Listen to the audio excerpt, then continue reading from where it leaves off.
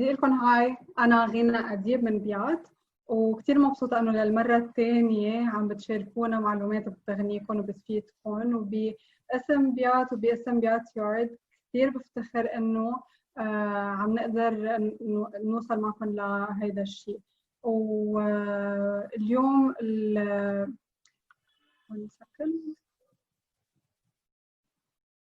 اليوم دكتور أنور حمصي رح يحكي معنا عن ال Artificial Intelligence، وكمان رح أترك له هو الكلمة يعرف عن نفسه. قبل بدي أطلب من أستاذ نصري معوض الفايس تشيرمان اوف بيات رح كمان يعرف عن بيات وعن بيات يارد. هاي أستاذ نصري. Hello everyone. Hi. Everyone can hear you. Hi, Dr. Anwar. We're so glad to have you with us this webinar. Thank you very much for having me. We know a lot about you, and we know you are such a great resource for Lebanon, and we know about your success in the US. ونحن كتير مبسوطين انك معنا. As for all the participants, the BIAT team, Dr. Fawaz Hamidi, my partner, he's gonna join, I think, later on. BIAT is launching a new platform for its online presence. It's gonna be, it's called, as you can see, Yard Virtual BIAT. This is the platform for virtual incubation. We will have lots of webinars, like 2 or 3 per month, as I recall, Ghina. What is Yard? Yard هو platform بنطلع online، بنعمل كتير assistance و support لل SMEs وال entrepreneurs, online assistance. We have signed an agreement with Mindflow from the US with our new partner إن شاء الله قريبا بنعلن عنه كمان، صديقنا محمد عبد العزيز. رح نكون عم نعمل provision للانتربرونورز ولل SMEs لكتير tools, business tools that help you guys to better run your companies and to be more effective, much more effective in terms of productivity and everything. So Yard is a new tool, it's a new platform. بنرحب فيكم كلياتكم، ما راح احكي اكثر، كلياتنا ناطرين دكتور انور وحابين نسمع عن الارتفيشال انتليجنس اكثر. Thank you غنا. Thank you أستاذ نصري. دكتور أنور إذا بتحب الحكي رح يكون لك هلا. مرحبا، اسمي دكتور أنور الحمصي. أنا من أمريكا، أصلي من لبنان، فإلي 35 سنة بأمريكا. فمعظم الإكسبيرينس تبعيتي هي بأمريكا بعدة إندستري. فاختصاصي هو عدة شغلات، خصوصا هلا بالآخر artificial intelligence، but قبل هلا كنت into consulting, problem solving and Lean Six Sigma. But right now it is in actually in artificial intelligence. I work with many large company corporations in the United States, like Cisco, Verizon, Kodak, Xerox, etc. So I have 30 years experience in that. So really, you know, I'm glad to be here.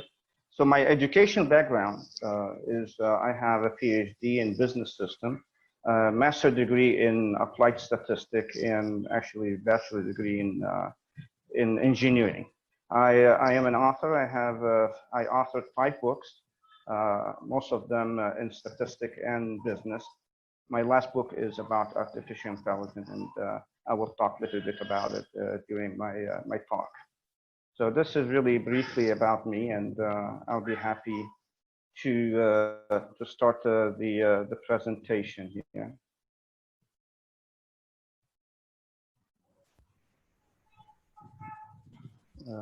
Trying to share. Can you see? Not yet. Can you see it? Not yet. Not yet. Okay. So.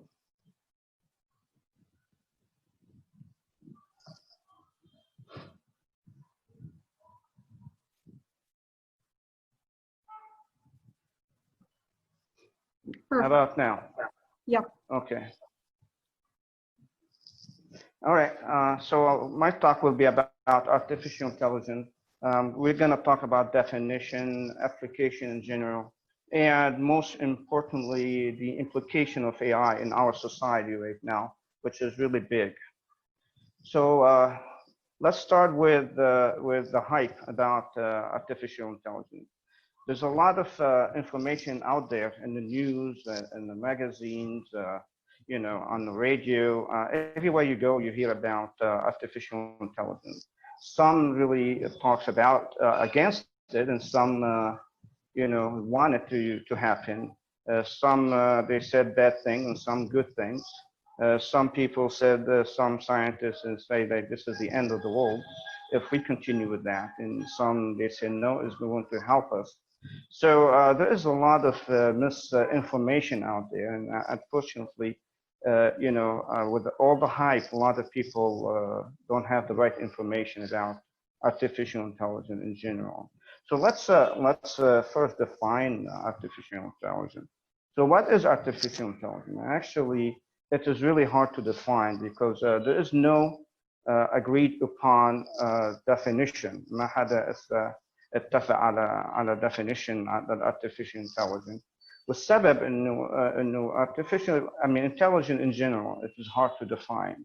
ما بنعرف شكله intelligent وكيف intelligent بيصير. So because of that, it is hard to define. Also, there are many definitions out there. It's like beauty is in the eye of the beholder. Each person بيشوفها يعني there. So let's start with John McCarthy. He's the father of artificial intelligence. He defined actually artificial intelligence in 1956. So this is a long time ago. Let's see what he says. AI involves machine that can perform tasks that are characteristic of human intelligence. So there's a machine that does some work. This work really characteristic of human intelligence. So here's my definition actually of artificial intelligence. So artificial intelligence is a machine that perceives its environment, that looks at the environment, okay, and takes action that maximize its chances of success at certain specific goal in this way. And the most important thing that, you know, it learns from experiences. So it solves the problem and it learns as it goes. So it makes mistakes and learn, and you know it improves as it goes. Here I have actually a famous selfie of some American actors, and as you see, the goal here, you know, is to identify these actors, الممثلين هذول مين and artificial intelligence it was able to define them with 99% accuracy. accuracy كتير عالية كتير مشوي ف it is really a good performance, أحسن من a human being, أحسن من البشر. It is certain field, and it did very well in this case. There are other, as I said, too many people, you know, too many society and association define, you know, artificial intelligence in different ways.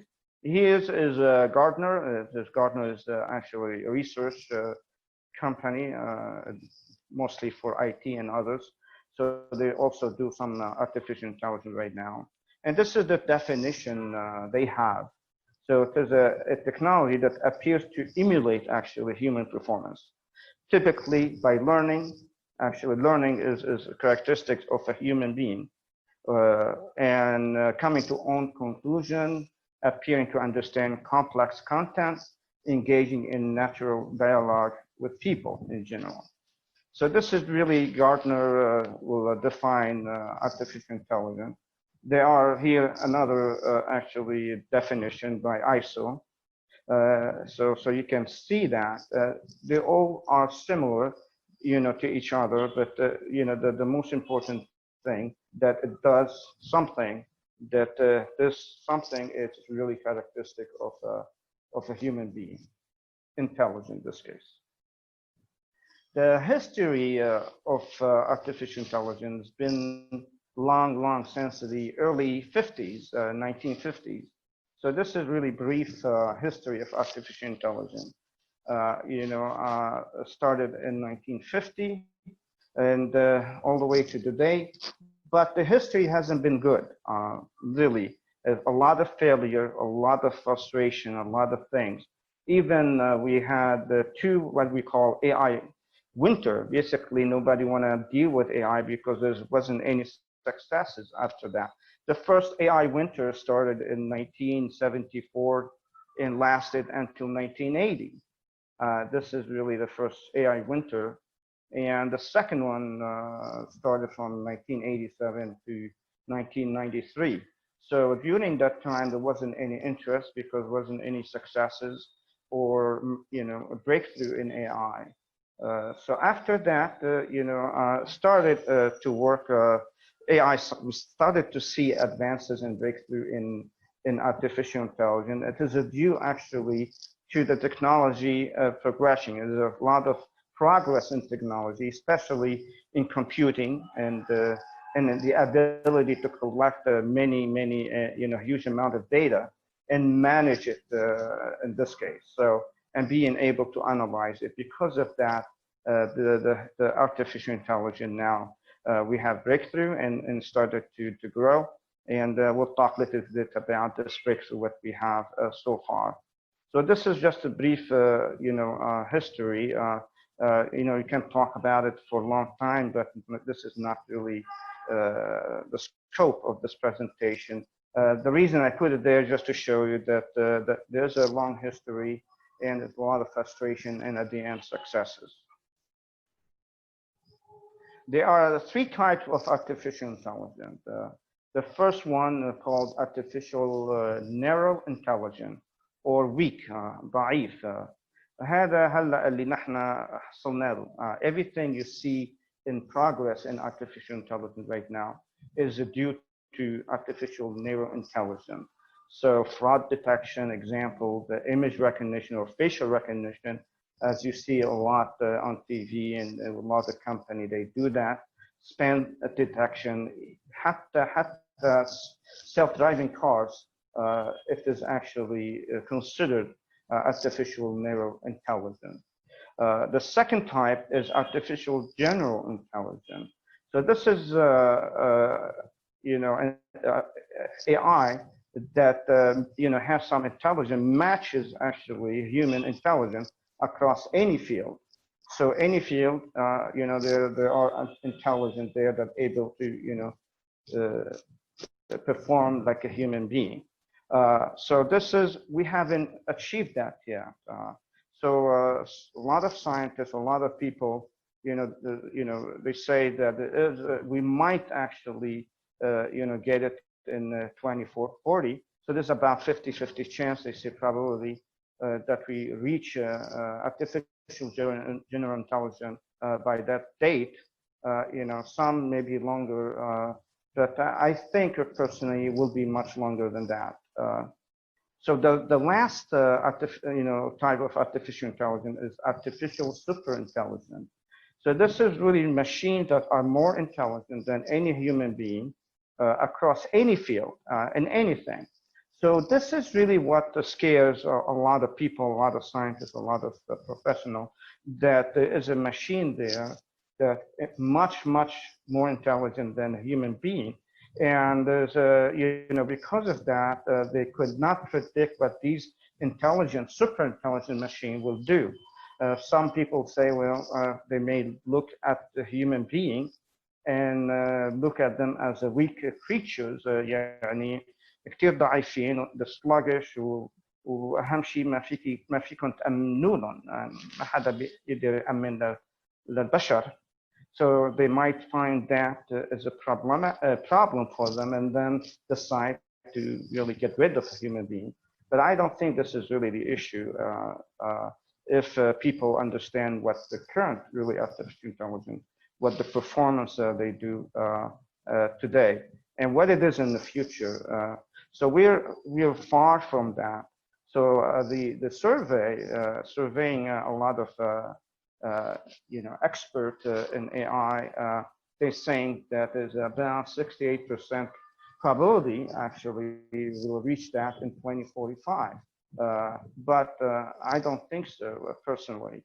I think that we are way, a long time to get to that, artificial super intelligent there, in my opinion. So there's a lot of people agree with me and some people disagree with me. But we will talk a little bit later about what it takes to reach, at least artificial general intelligence in this case. The field of artificial intelligence is actually very big, similar to, for example, medicine. The field of medicine is really big. So there's a lot of people that specialize in certain, healthcare. Some, in the heart, some in the ear, some in the lung, etc. And the same thing. There's a field of artificial intelligence is really big, and some people might specialize in, say, for example, speech recognition, or computer vision, or machine learning, or natural language processing, robotic, or something like that. So this is really the field is really huge, but it hasn't been progress in all these subfields except in one, which is really machine learning. And all the progress, all the breakthrough has been and only in machine learning, and machine learning also supporting the rest of the subfield. So this is really what made right now AI very, very famous, and everybody's trying to talk about that, and we'll see soon why. So we said that machine learning actually what's really progressing very well. So what are machine learning? So machine learning is a branch of artificial intelligence, and really what it does, we let the computer program themselves, and we'll talk about that in a minute to see what the difference between traditional programming and machine learning. So also the most important thing about machine learning, they learn from their mistake and improve with experience in general. So let's see what's the difference. Traditional programming, in the past, we have data and we write a program actually to give us specific output. And this is really, in the past what we've done. Machine learning, on the other hand, we got the data and we specify the output, okay, and let the machine learning do the programming. In this case, the algorithm will be done by machine learning in this case. So this is the difference, and which is really good because a human, there's a lot of things we cannot program. One of the things that really, how do we program, for example, a car to drive itself? It's very hard, and so because of that, it really put us in another level in this field. There are too many algorithms in machine learning.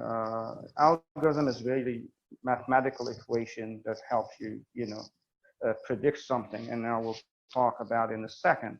There are hundreds, actually, and hundreds of algorithm, machine learning algorithm over there, and there's some, data scientists or AI specialists prefer certain algorithm. I have here a few. Some of you probably heard of regression algorithm. Most school, especially in statistics, talk about that. There's others that I'm not going to talk in details about those.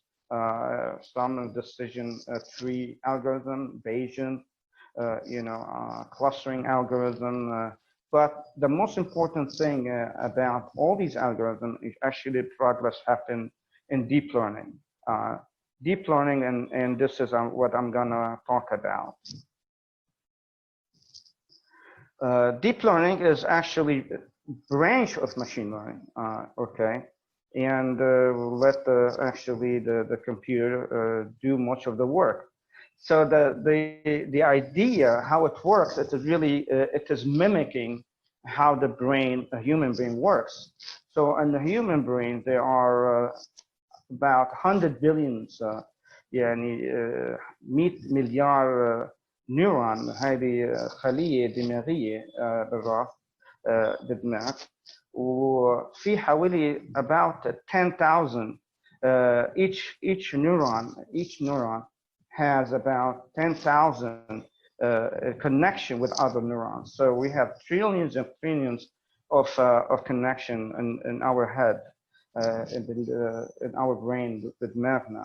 This is very powerful. And all these actually neuron, the خلايا الدماغية, they are arranged in layers, one after the others.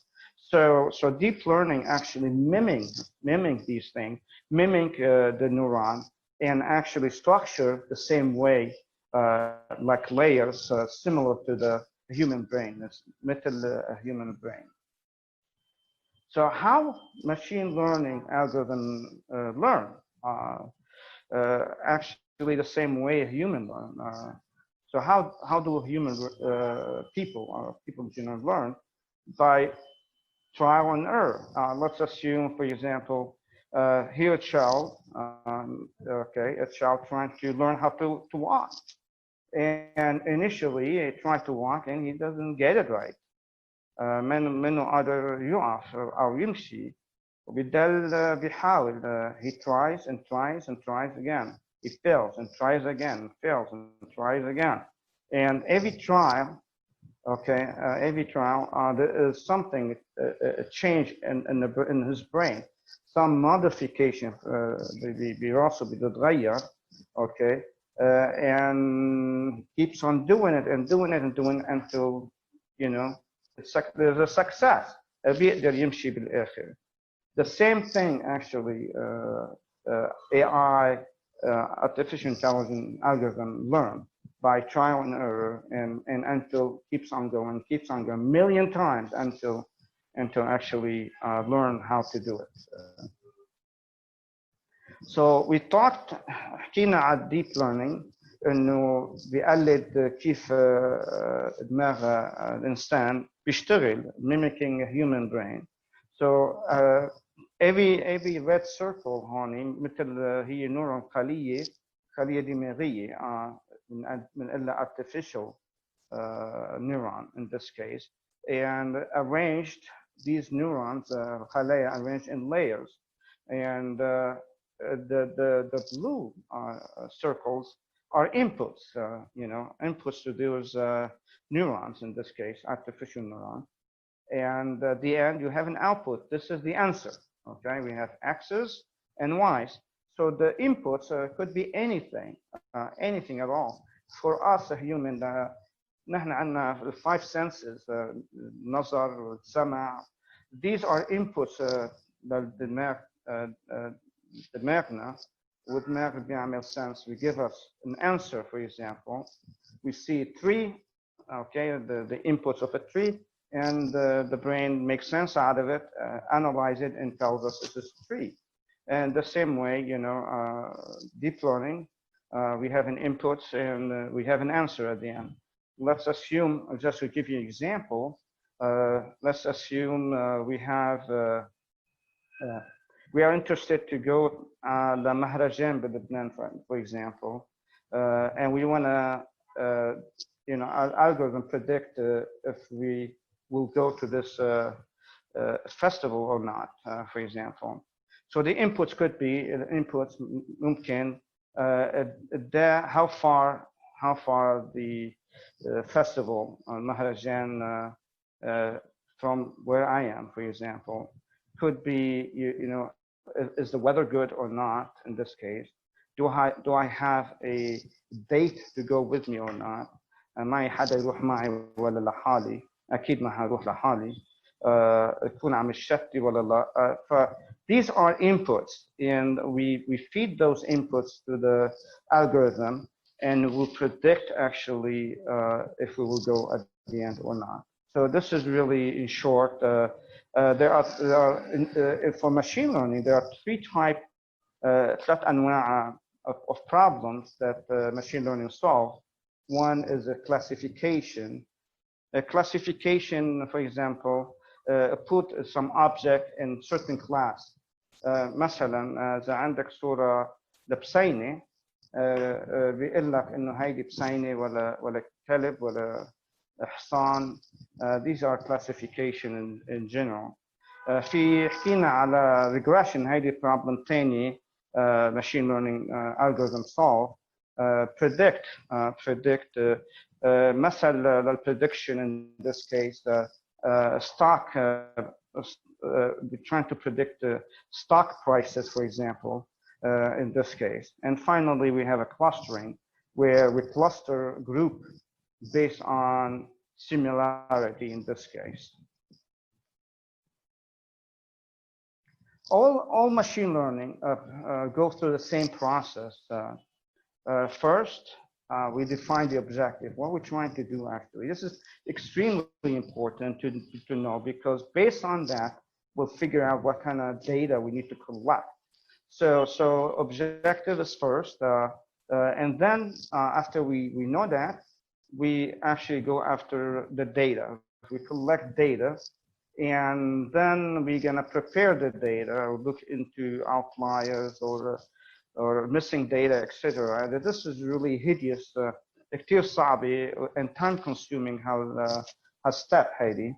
وبعدين نعمل develop the model. These are the algorithm, we talked about machine learning algorithm earlier. And we train the model in a trial and error to predict or classify or cluster things. And after we do that, we evaluate the performance. Is it good or not? Does it predict good or not? And at the end, if it does, then we deploy it where we wanted to deploy it. We use it in the field actually, and we monitor it if it's working or not. It needs to be fixed, or it is working well. So this is really the process for all machine learning, process. We talked about artificial intelligence, machine learning, and deep learning. There's a lot of confusion out there between the difference between them. Actually, there's misinformation, and the definition of those are, they got mixed up with people. So again, to review, AI is the big field, okay, trying to have machine that mimic and act, mimic human intelligence in this case. Machine learning is basically focused on using algorithms that learn and improve based on experience in this case. And finally, deep learning is a branch of machine learning. Does try to mimic how the brain functions in this case. There are too many applications for deep learning.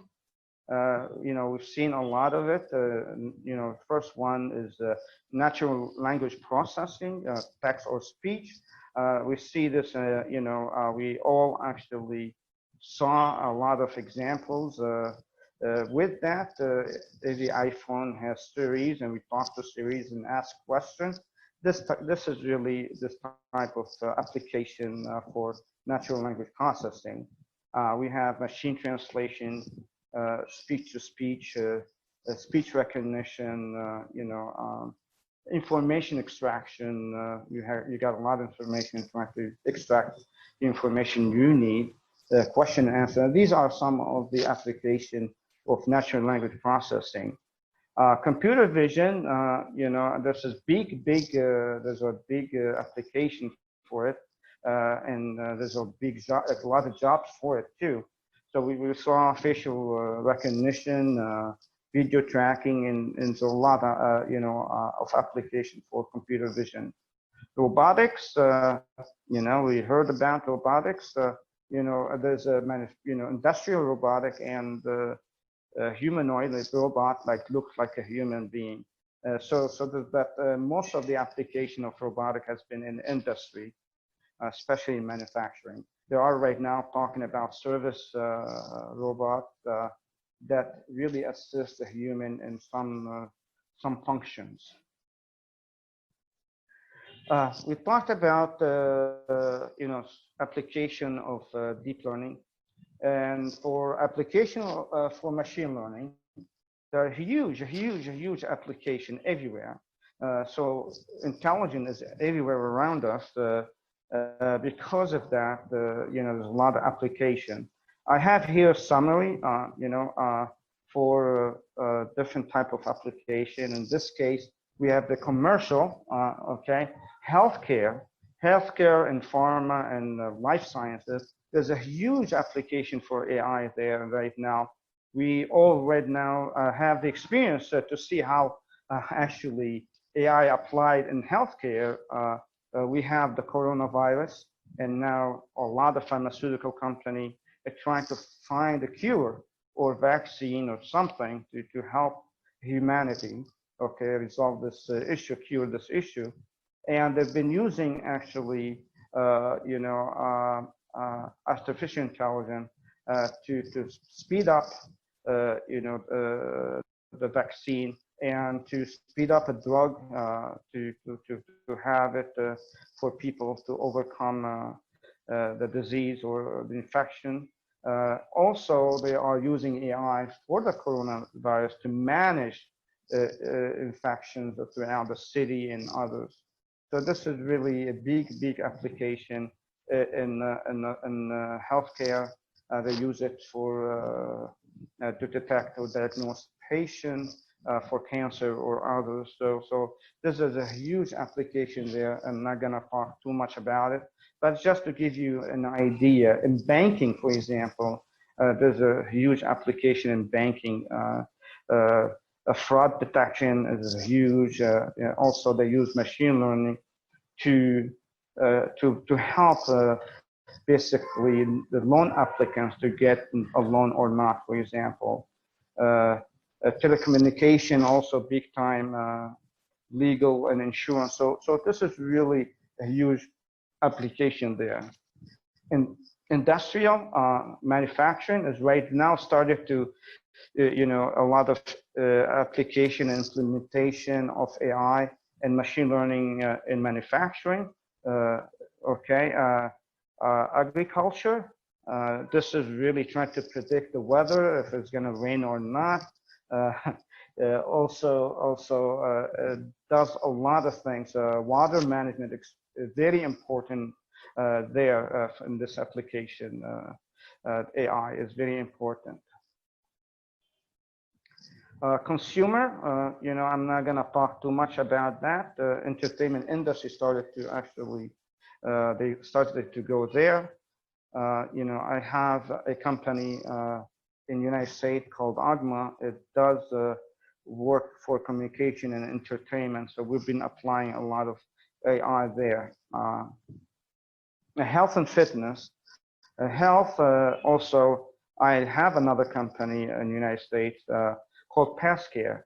We're really trying to help people get healthy by basically monitoring their health and predict any diseases, especially chronic diseases in this case.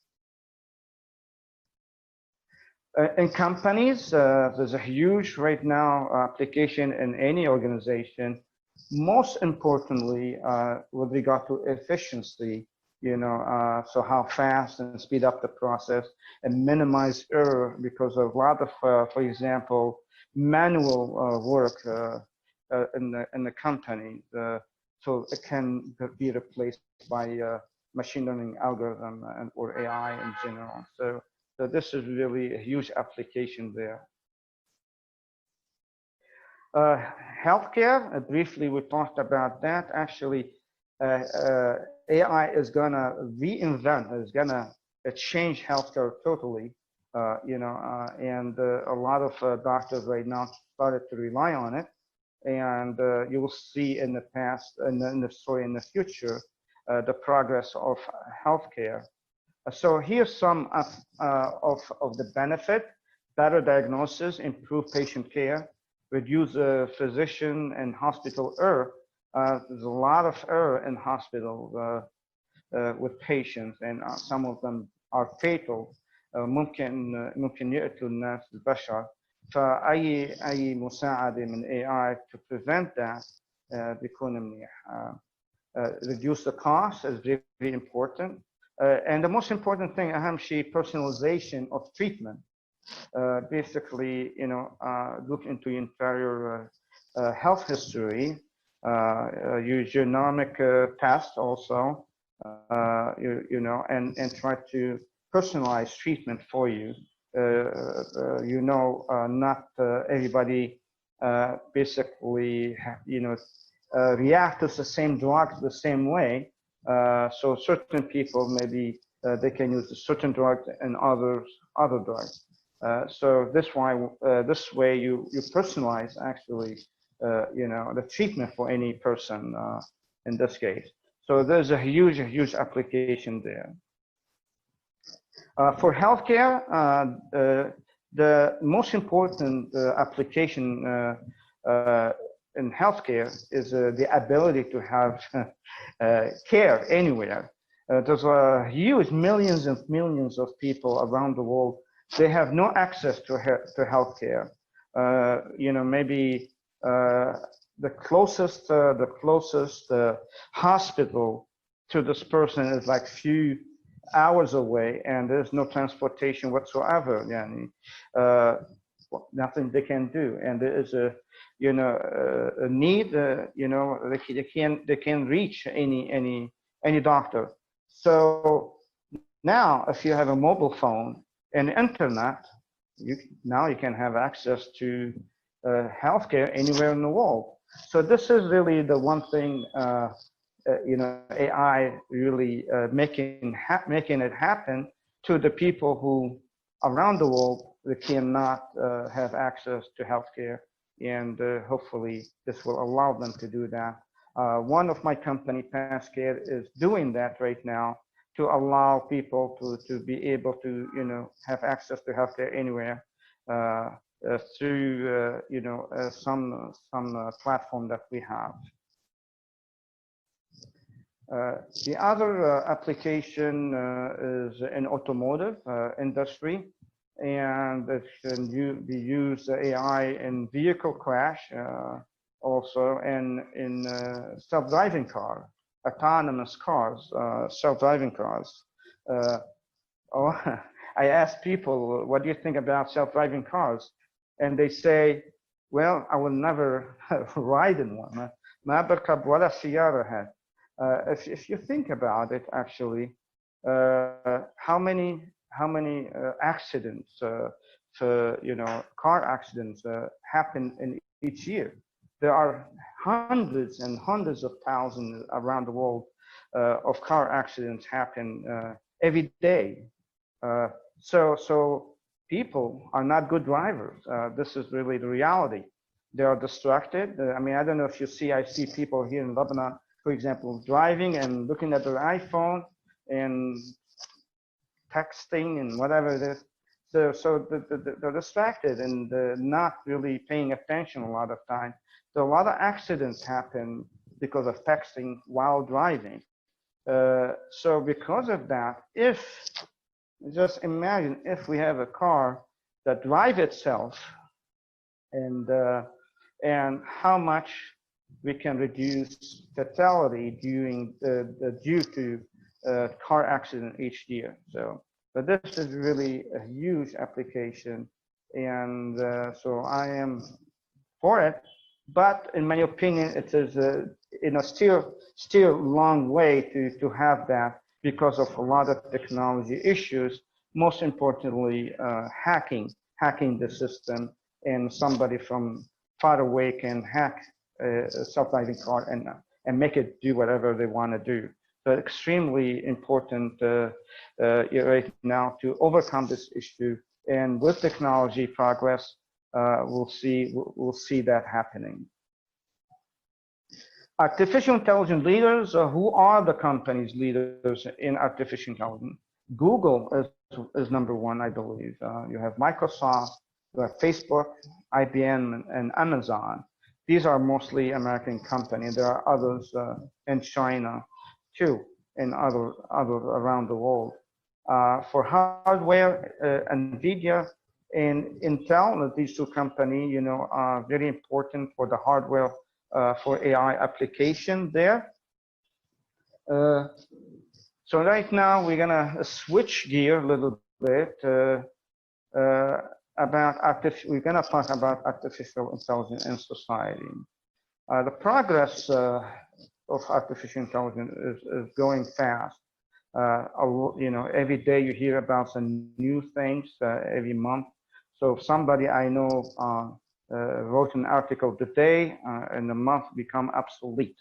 So this is how progressing the field is actually. So here's the question, okay? What with AI, the question is how to avoid that it goes out of control, and how to understand how decisions are made and what are the consequences for the society at large. Right now, there's a lot of consequences as a result of AI, and there's no regulations out there to try to regulate the AI in general. So it has a huge impact, and we'll discuss some of them in this talk. The first one is biases. AI is based on data, and who generate the data are us. Human beings actually generate data, and human beings are biased. I don't know if in general, human beings are biased.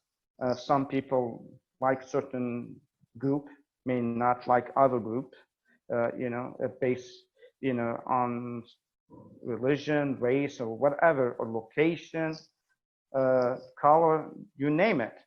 So there is a bias in the data coming from a human being, and because of that, we feed the data into AI algorithm, and the bias is already there actually. Because of that, it is a huge issue. It make a decision, and this decision is basically discriminate against certain group in general.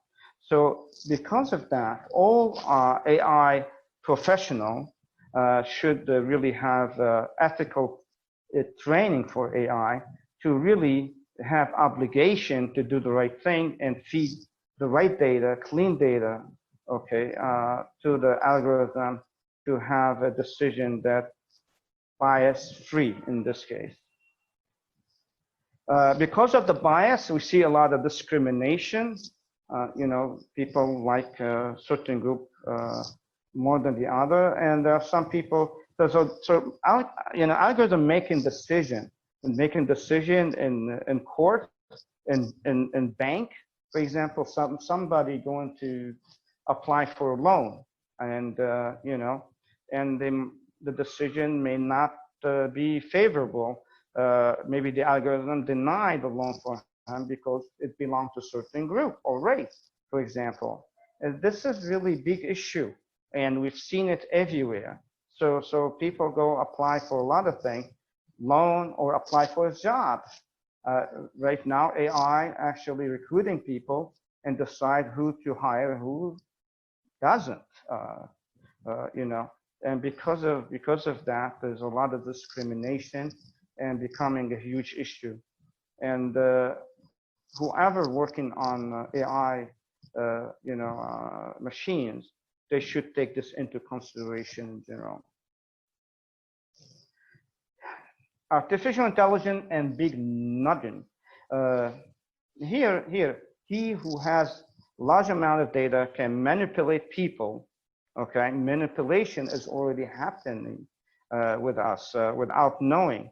So all these big corporations hiring brains, very, very genius people, and their job to figure out how to influence others.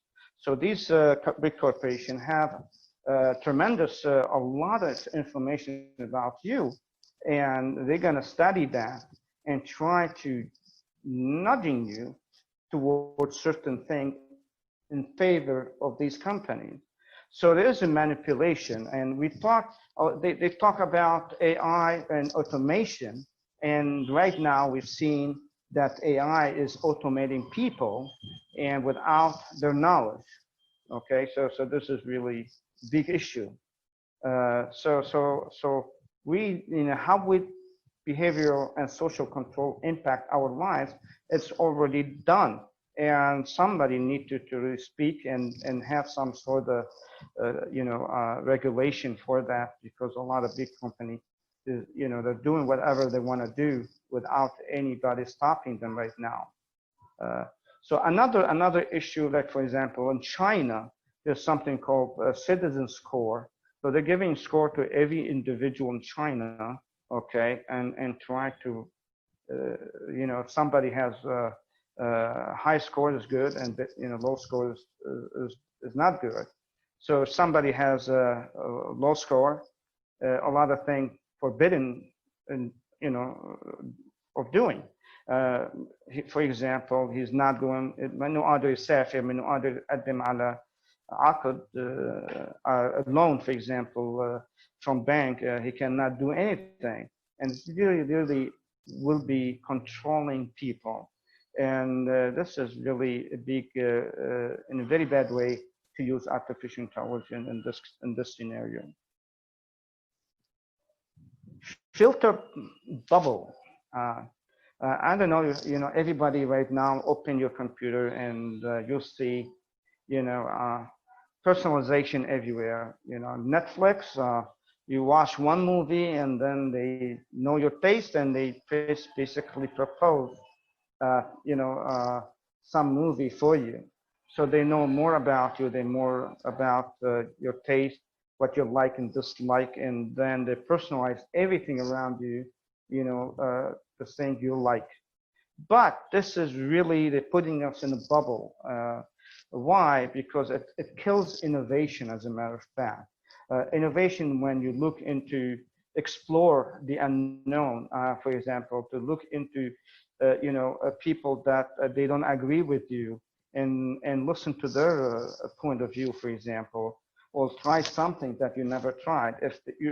If they give you everything you like, and you just sit and giving you everything you like, then you're not gonna try anything else. So exploring is really, really good, and good for the growth of humanity in general. So I personally don't like that. The only personalization I like is actually for healthcare, because it does really affect somebody's health. Beside that, I don't mind really exploring and see. Like for example, like I like comedy, I like action movies. I don't like drama, and if they don't show me drama movie, I probably never see it. But if they don't, maybe one day I watch drama and I realize I do like drama in this case. So also similar way, people are very predictable.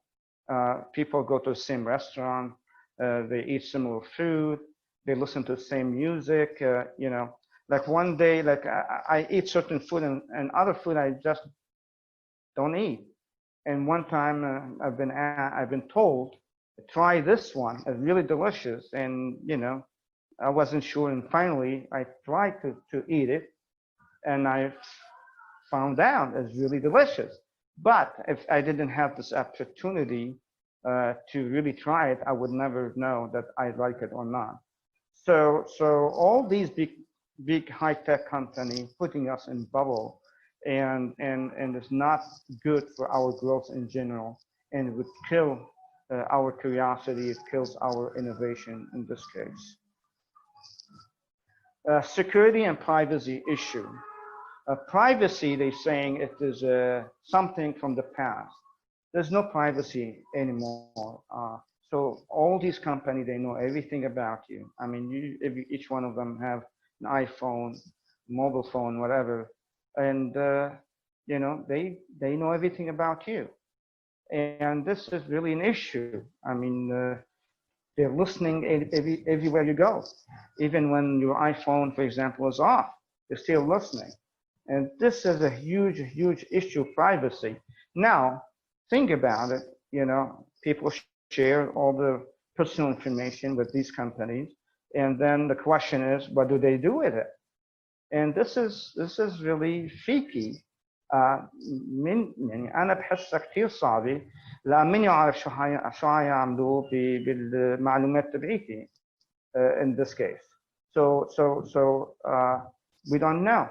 And there should be some regulations for privacy, and they are working on it. And a lot of people heard about what they call the Facebook issue a year ago when they used their data and they used it in a bad way. So you know, all these companies sell our information and send it out there, you know, to people to buy it.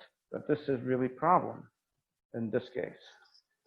Security, you know, there's no secure, you know, system anywhere right now. The biggest system could be hacked, and it's a big issue. And you know, they're working on it, and as the technology progress, we'll figure out some solution for it. Mostly, in my opinion, maybe quantum computing will help with security in this case. Everybody afraid about how AI is gonna make people lose their jobs. حسب depends on what research you listen to. Between 40 to 50% of all jobs will be automated and will be lost in this case. And everybody afraid about their jobs. And so it should be some change. It should be prepared. The society, the government, everybody should be prepared for this transition into the future. You know, the future of AI. Now, if we don't prepare, we're going to change our educational system and include artificial intelligence there.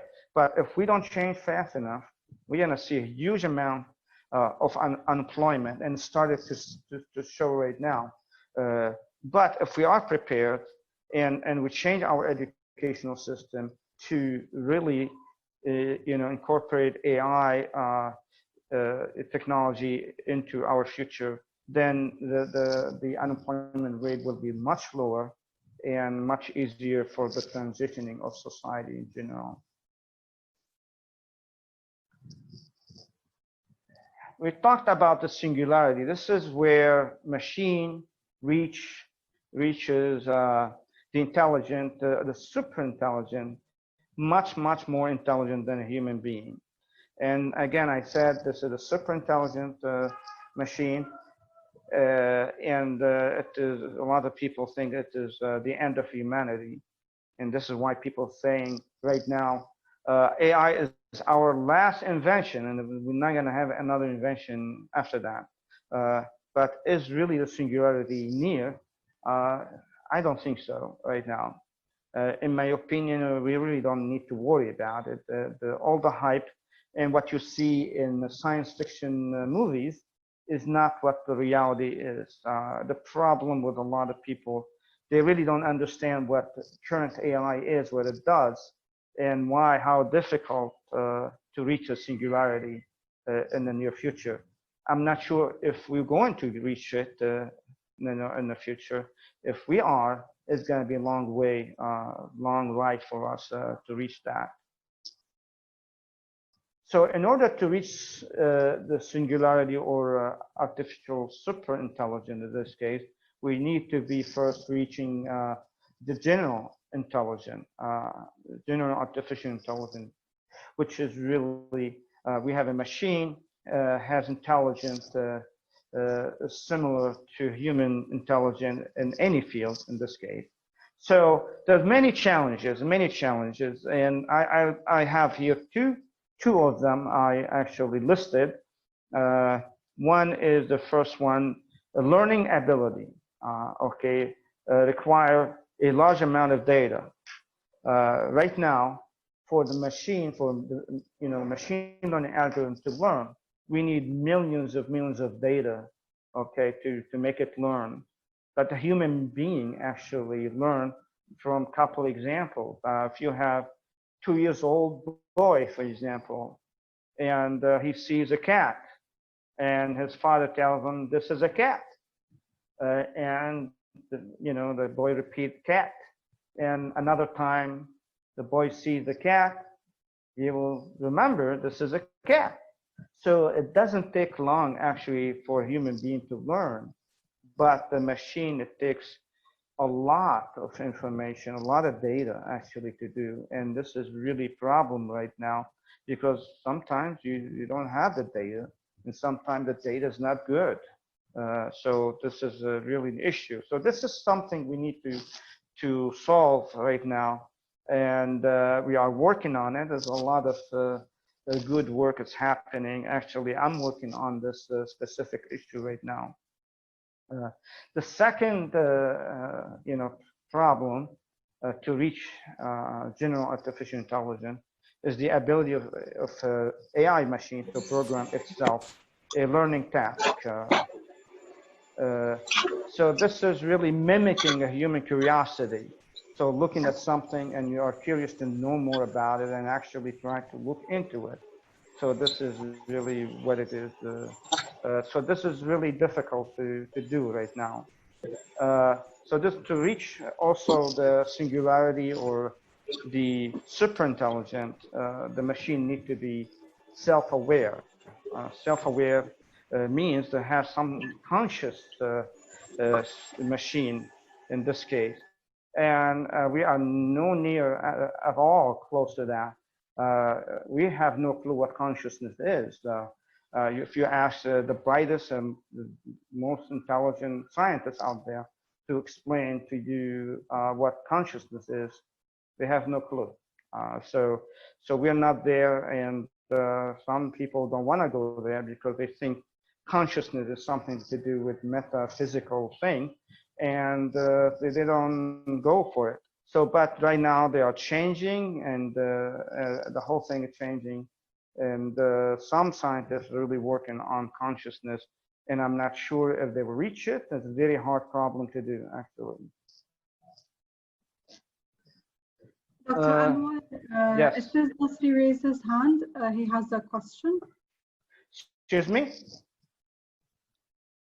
Excuse me, Nasri has his hand raised. He needs to ask a question. Yes, what is the question? Dr. Anwar, we can postpone this till the end. Do you still have, how many slides do you still have? Yeah, about two slides. Okay, so let's finish this and then we'll ask. Okay. Okay, thank you. So you see a lot of application of artificial intelligence, and there are misuse of artificial intelligence.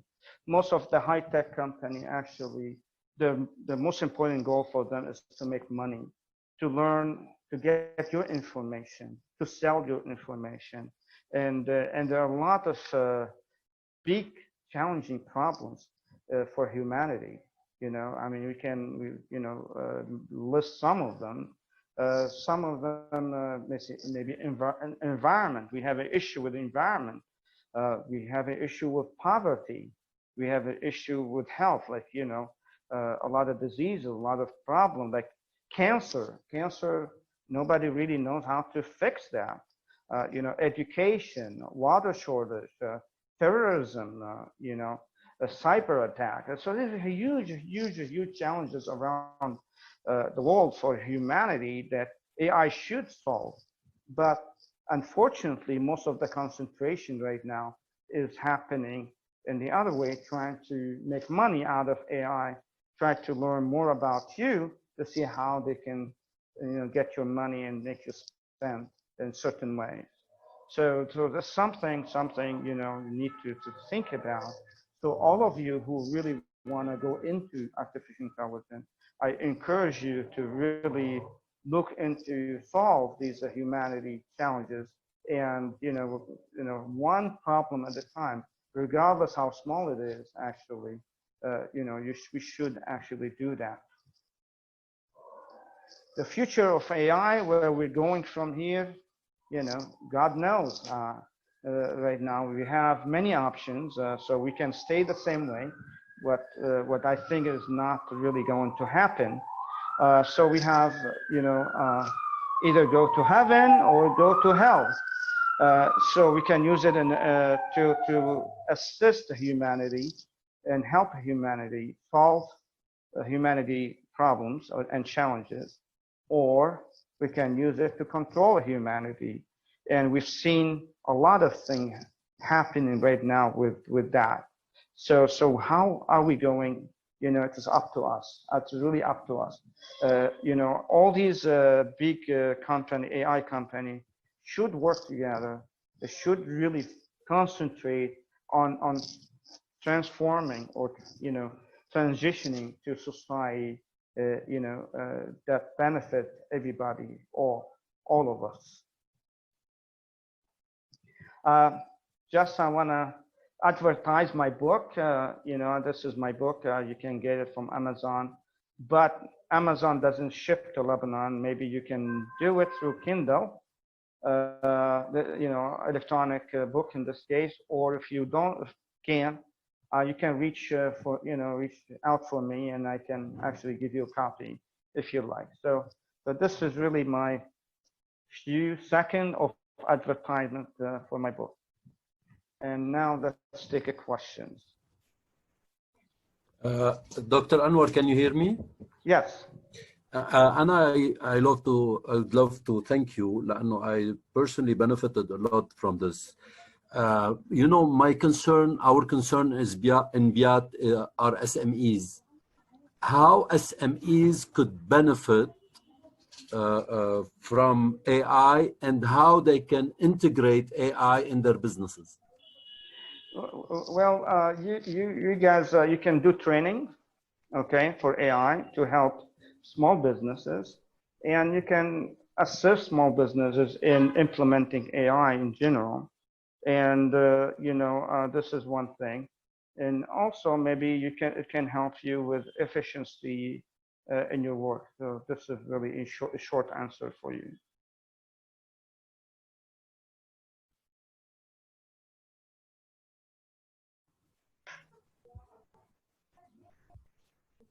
Are you there? Yeah, and I heard you. Thank you. Yeah. Okay. Muhammad Abdulaziz has a question. Yes, Okay. actually, I was hoping you'd talk a little more about bias in AI. But Yeah. like, for example, you talked about financials and in hiring. Like, for example, a friend of mine, him and his wife applied for an Apple credit card.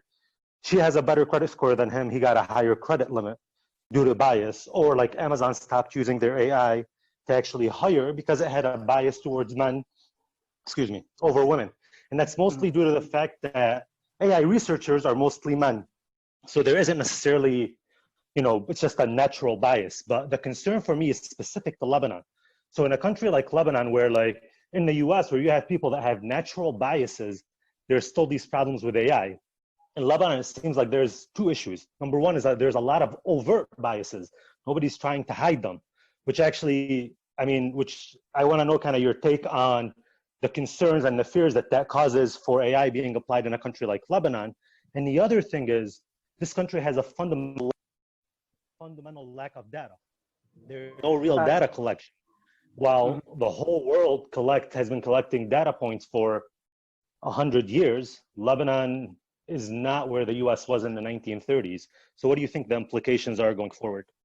Well, to tell you the truth, I did talk to last year with Minister of Technology, and they are way behind anything like that. I don't think they are ready as a government, but they are going to be forced actually to do AI, because banks work with other banks, and if they're not up to, the standard, then will be an issue to work together. So the whole world is really trying to connect with each other, and if they are obsolete, then it will be an issue in general. Lebanon, so I am new to Lebanon per se. I've been in the United States for 35 years. I hear a lot about Lebanon. Some ways I don't understand the environment in general, and not political system in general. Very confusing to me, actually. But the bias is there. I mean, we are based on we have a huge bias based on religion, for example, religious bias in this case, and it caused a lot of issue. And maybe this is one of the heart of the issue of Lebanese problem that we need to overcome. So as you said, there's not that many data to, maybe on purpose by design, to really know more about what's happening. There's a lot of company over there trying to do research on Lebanon, and I always find it not complete anyway. I hope I answered your question. Actually, I don't see that changing. It's not really a political question. Yeah. As you said, they have to kind of adapt. They're going to be forced to adapt AI. Yeah. But what are the long-term consequences, in your opinion, because of this fundamental lack of data? But we'll be disconnected from the rest of the world. So this is really, the consequences we're going to have. They're not going to be able to work with anybody in general. So we will be isolated somehow. Thank you.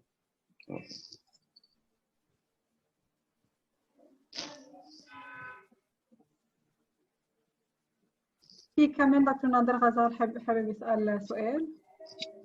Okay, well, thank you for the invitation. And Haya, Dr. Anwar, we're always pleased to have you and to listen to your insightful thoughts. When we talk about AI, you take me back to my PhD dissertation, which was in 1991, that was developing an expert system neural network in AI. And I remember at that time, I thought to myself, okay, what the hell, who's going to be understanding what I'm talking about when I go back to Lebanon or to the Arab countries? Alhamdulillah, now we can see there is a big move in this fourth industrial revolution about digital technologies, let me say. And of course, the leading technologies are the AI and the blockchain. My point is, and I don't know, I want to have your take on that, Dr. Anwar. As for BIAT طبعا is so close to me, and I'm so happy to see Saz Nasri is also around in the meeting here. I think there is an important role that BIAT can play with the incubation and with the small and medium enterprises, take on. And I give an example on that. I don't know how many of you are familiar with the fact that Bangalore in India is considered number one. It was considered, in fact, number one in 2018 in the city management and the city movement index, the CMI. And that was due to one simple fact. They focused on technology. Now, due to the economic crash and economic hassle that we're having, I think we are going into that Indian model where we have a lot of intellectuals, a lot of educated and PhDs and what have you, university degrees, but poor country. I think BIAT can play a major role in preparing our kids, our youngsters, our graduates to be ready for the market. We have a huge market. In fact, I attended one of those AIGBC summits in Singapore last week. It was 3 days online summit. Of course, it was hectic for you to stay online for 3 days. But the important message was we have almost $450 trillion in the industry, the size of the industry till 2025. So there's big opportunities for our kids to work and learn, and I'm sure that with the digital technologies, they can do a lot. And as you said, Dr. Anwar, 40% or maybe even more than 40% of the jobs will just vanish and we'll have new jobs. So I don't know what's your take on that. Yeah, I agree with you. We in Lebanon have a huge, you know, a lot of people with technical people actually with no jobs, and if we can use them to help the rest of the world, will be great. So this is one thing BIAT can do to prepare actually the people to be ready for the future and be able to find jobs, you know, outside Lebanon. And prepare the whole thing. So I do agree with what you said. So Lebanon could be the hub for that, actually. Dr. Nader, we're glad to have you with us also. To be honest with you, we had so many meetings with Dr. Anwar. Now we became friends, and he's a big partner of BIAT. And we were studying to have something in Lebanon and link it to the US. That will do a lot of job creations, not to mention other things. Thank you. Well, that's great. That's very good news. Great, great. One more question from Maurice Maawad. Good evening, Dr. Anwar. Hi. My question is related to the e-learning new validation that have occurred through the COVID-19 eruption. Based on it, I was doing a slight research for a white paper I wrote 2 months ago about the K-12 e-learning paradigm validation. And I was very surprised to know that for the K-12, which is the students in the high school and the other. I can't hear you. موريس شوي عندك الصوت عم يعلق. Yeah, ما بسمع. موريس.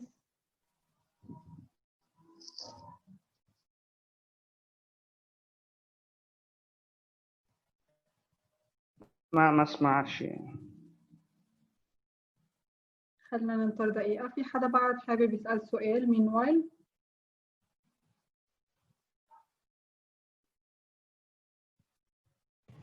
Okay. Yes, I'd like to ask a question, please. أكيد. Hello, Dr. Anwar. I'm Mohammed Hanouf. Hi, Mohammed. PhD candidate doing research on AI in education and ethics. You didn't talk much about education and the impact of AI on education. I'd like you just to comment a little bit. Plus, I'd like to comment also on the idea of nudging. And I'm afraid that in Lebanon, if people want to use AI here in Lebanon, I guess it's going to be something like Cambridge Analytica, where Trump used people's data in order to influence their votes. And I think the Lebanese politicians would do the same. So let's just hope that it keeps on, it's kept safe here in Lebanon. Also, I just want to ask you about ethics. Do you think that we also need an alternative to westernized ethics when it comes to AI? That's the point of my research.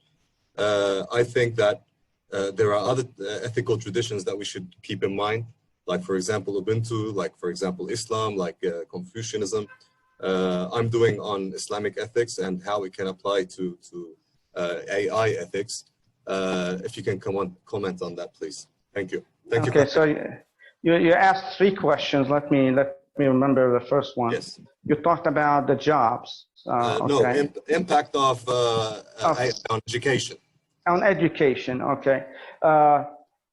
Absolutely. A lot of people, like for example, I asked somebody what I will go into study in college. And well, say, well, I'm going to do accounting. So, well, there's a problem there because in a few years, accounting will become obsolete and there's no job for accountant. All of that will be done by artificial intelligence. So there's a lot actually of currently of field of study that become obsolete and replaced by something else. So this is why I mean that our educational system has to change. You know, why? Because we're not going to prepare people for something, you know, certainly for certain is not going to have a job in the future. So we're going to prepare them something for the future. So what really replace, you know, some of the things, some of the jobs that people do in the future besides artificial intelligence or robots or something, that robot cannot do. For example, something to do with innovation, something to do with really creativity. Do you think teachers will lose their jobs in the near future? Well, we started to see something like that. We're gonna see, like, for example, avatar teacher on screen, basically interacting with you to teach you anything you want, you know, something like that. And we started to see people like relying on online education, not, you know, going there. Now, COVID-19 actually speeding up the process. And I see, like, for example, in the United States, a lot of colleges now, you know, reducing, you know, the students, number of students, and going online. So it's already happening that something is going to change. So, but to me, educational system has to change to really reflect what the future is and prepare our students for that. You know, this is really my take on that. So be careful what you choose from now.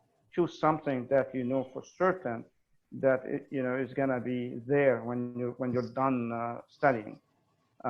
So the second question, what was the second question? About AI ethics, alternatives to westernized traditions. Yeah, that will be really nice to have. Right now, most of the AI work has been in the United States, and all the ethics happening based on their ethics, okay, and and their values in general, okay, what their values are, what's right and wrong, and all of this. So they're trying to do it. So it will be nice to see this spreading throughout the world, that each country has their own ethics and own values. But, you know, since things are going to be interacting with each other, there should be, in my opinion, some common values between countries and, you know, and put some rules and values to really follow in general. I mean, yes, ethics should be the first step towards governance, because we have absolutely no governance in this domain. Thank you very much. Absolutely. And the third question you said? I was talking about, I was just commenting on Cambridge Analytica. I don't want to see it happening in Lebanon. Well, the good news, they don't know much about it, actually. Otherwise, they will. They will. Eventually, eventually they will. That right now they're too busy with something else. Okay, I don't think it is.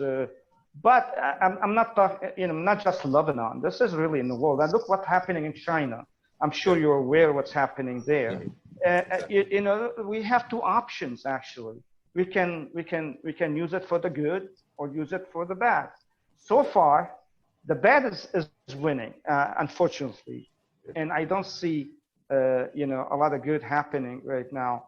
And this is why there's an urgent need for government, I mean scientists in general, to really you know, get together and put the rules for everybody.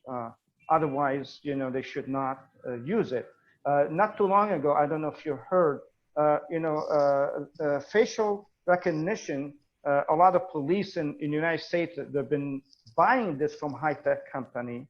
Microsoft withdrew and Amazon withdrew their technology. Yes, you heard about it. So because it's not being used in the right way, so they said, well, Google doing that, Amazon doing that, and because of that, these big companies, high-tech companies, have they have the responsibility, ethical obligation to do something about what they're doing, because they do something, they create something and put it there, and you can use it with any technology in the wrong way or a good way in general.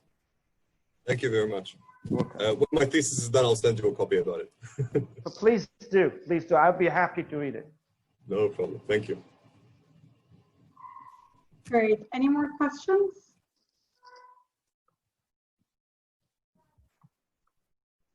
Okay. I think that's it. Thank you guys for being part of this. وإن شاء الله بنشوفكم المرة الثانية. Follow us on Facebook and Instagram. We'll keep you posted بكل شيء عم يصير ورح نخبركم المرة الجاية شو رح يكون التوبيك. Please don't forget to follow. Thank you. Thank you very much. Thank you for having me. Have a good day, everybody. Bye-bye. Thank you, Dr. Anwar. Thank you. Thank you. Bye-bye.